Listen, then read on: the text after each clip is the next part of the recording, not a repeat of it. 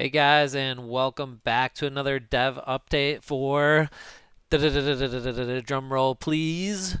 Grim Survival.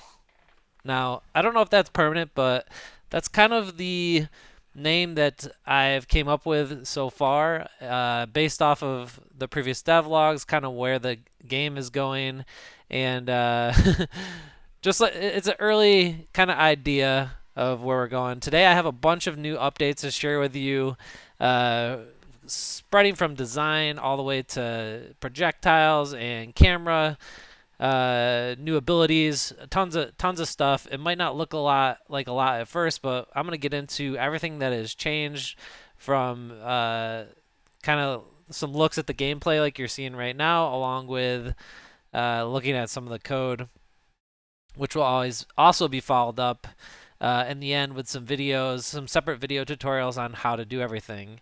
Now, what I want to say first before I get started today is a giant thank you. And I'm kind of baffled by the amount of views this channel has been getting in my first couple videos, showcasing what I'm working on. I've had amazing feedback, and I mean, people have helped me fix problems that I didn't notice we're having and make improvements in the comments. So anyone who's looking at stuff that I'm putting out there and giving suggestions, keep it coming. It's been awesome. Thank you on the first 200 subscribers. I'm freaking amazed that it happened this quickly, and I'm super grateful. You guys are motivating me to just push further, work on this, and get more good content out for you guys. So thank you for that. And I mean, next steps, 1,000 hopefully. So if you're new to this channel and you haven't subscribed yet, be sure to hit the sub button, thumbs up, and say hello below in the comments. Also in the description, you're going to see some new stuff that wasn't there last time. I have added a link for a Discord, socials, and Steam page. Hopefully in this video, if not, coming really soon, so you guys can wish list it for when it's released. I don't know what the price will be yet. Whether it'll be free or very cheap, not like 99 cents or 1.99. I haven't decided yet. I feel like charging something will make it easier for me to have like some financial benefit out of putting all my time into this, even though it is my first game. Uh, it would help, I think, also to kind of show you guys in a future video on what the results were like, and kind of breaking down what it was like for the entire journey for sales and stuff like that. So I think at least 99 cents minimum would be good for that, to kind of show everyone on the channel. If you have comments on that, be sure to leave them below. Like I said, I'm not trying to get rich or anything like off that. Just trying to make a good, like, decent first game and get it out there, and also like grow my skills. So developer skills, getting around Unity easier, and also creating my own art. So the first thing you guys probably notice is the art for the basic enemy. So this is like the first level basic enemy that is coming. There's more to come, and the main character. Let's see if I can zoom in while I'm in here. Yeah, so you can see the main character. It looks a little different, right? So I told you guys Hollow Knight is a big inspiration for this, along with Brotato, Vampire Survivals, other roguelike survival games. And I wanted to kind of keep that inspiration but have a unique character, so I kind of blended, you know what I mean? I have like the art style Brotato, the Reaper vibe from Vampire Survivors, and kind of like the mask situation from Hollow Knight. And you know, they're all unique, hand drawn, and I think it's. You guys let me know. I think it looks pretty cool. All the monsters are going to have little skulls on them like that, and you can even see there's a new spell that's like a slow moving orb that damages enemies. That does some damage. The fireballs are moving a little slow right now because I changed some stuff, but overall, I'm super happy with how it's looking. I'm trying to think off the top of my head what I changed, uh, like immediately. So first, you can see the cleaver. There's a skull, which is a new spell, and basically this is something that gets shot in a random direction. It looks like the same, but it's not. So it's gonna get shot in a random direction, and as it travels through enemies, it does damage. So if it's colliding with enemies, it does damage. Um, And I also everything's physics based now. So like this fireball, it used to like trace after an enemy. The only thing that does that now still is the bullet, which I don't even see coming out right now. Uh, yeah, it's going so fast. I think. Yeah, I need to slow it down. It's going so fast you can't even see it. But that's the only thing that isn't physics based. So that's gonna trace an enemy no matter what. It's kind of like a tracing bullet. Um, and everything else is. I'm just gonna restart it because I have a long round on. Everything else is basically physics based. So what it's doing is it's going to have a collider on it. The collider is throwing. And they're either using gravity or not, and it's throwing those projectiles in certain directions. So these cleavers, I think I'm going to add an effect to this, like a white trail, like it's flying through the air or something. Um, but yeah, they're all projectiles now. So they're getting a force is being added to the rigid body of them, and then they're getting pushed in a certain direction. So that's cool, and it kind of allows your character stats to influence how they're gonna work in the game. So as the rolls happen that you saw in the end there, as the rolls happen when you level up and gain experience, or when a round ends, you're going to have these choices that you can make that influence your character's speed, strength, cooldown, stuff like that. And like there'll be double negative, a positive and a negative in some situations where hey, you can gain attack speed, but you're going to lose cooldown, and vice versa, stuff like that. So I want there to be roguelike choices.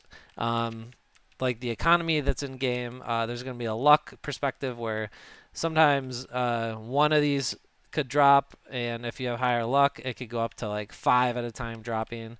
So you'll be able to influence a lot of stuff that's happening in the game, and everything will kind of scale, right? Which makes sense.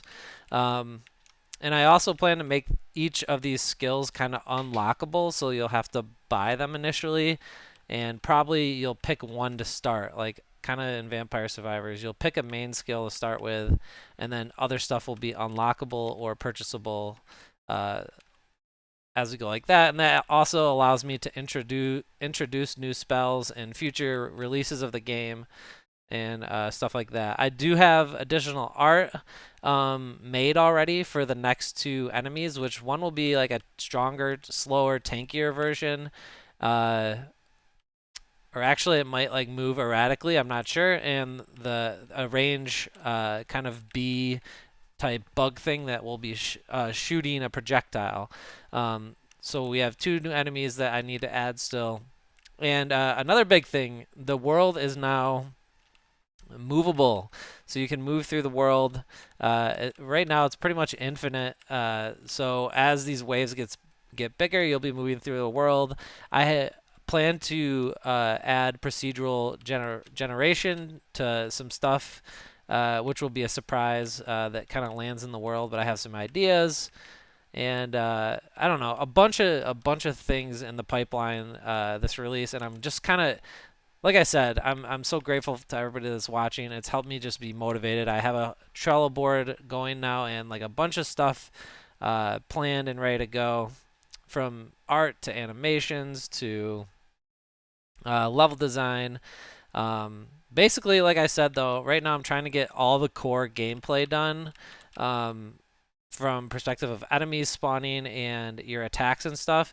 And then what I'm going to go into is the menu and progression system, like kind of the roguelike system for your cards and designing. I've actually already been designing some of the icons for that, even though they might not be final. I got something started so I can kind of at least start putting the pieces together and get them auto-generated so they're not images. So it's like basically they will roll randomly what you're able to pick and stuff like that. And then the last thing on my board to finish before a demo comes out is to like just get the basic menu and settings and stuff like that out. And also through my design and thought process, I was thinking like, how do I want this game to be different? And I know like a lot of the survival games either like have a time limit and then it's over, or like a round limit and it's over, and stuff like that. So my kind of thought is this: I want this to be endless, so there really is no winning per se. That it's just gonna it'll just continue to get harder. So why would we do that? Would you say? um, and I thought about it as like everyone likes winning a game, or having the possibility, but what if there wasn't? You know what I mean? What if basically it's either you have a win and then it's like, all right, overdrive, boom, boom, boom, or like, and then it goes into competition mode. And in that competition mode, it would bring you to, you basically get generated a score or a time length pass. So then your time starts increasing and never ending increases. And what it would do would be then there could be a scoreboard internally in the game that is shared globally through all the players that I could store in a database. And basically, there will then be a scoreboard kind of aspect to it where people can competitively try to score the top of the scoreboard, and it could show like the top 50 players, and stuff like that. So kind of like an arcade mode. After you finish the game, you can see the top 50. So I think that is where I'm going to shoot for the end game. So maybe you have your first 15 stages or something like that, or your first 10, 15 stages, and then it goes into overkill mode, right? So it should be hard to beat, yes, and then you kind of get this overdrive aspect, right? So I think that's interesting and can kind of help bring even more like to some competitive feel to it for people that really want to get into it and play, and it also brings in a new fun factor, and an opportunity to just like go into a competitive mode and like kind of uh, launch a fun different mode. So maybe there's the basic mode and then release different kind of level play too. So just I know this is a lot of thoughts and stuff like that, but if you guys listen to the end, I really appreciate it. Hit the thumbs up button, subscribe. There'll be another video coming out next week, hopefully, showing more stuff and outlining some of the new changes and the new enemies getting added. And we'll see you in the next video.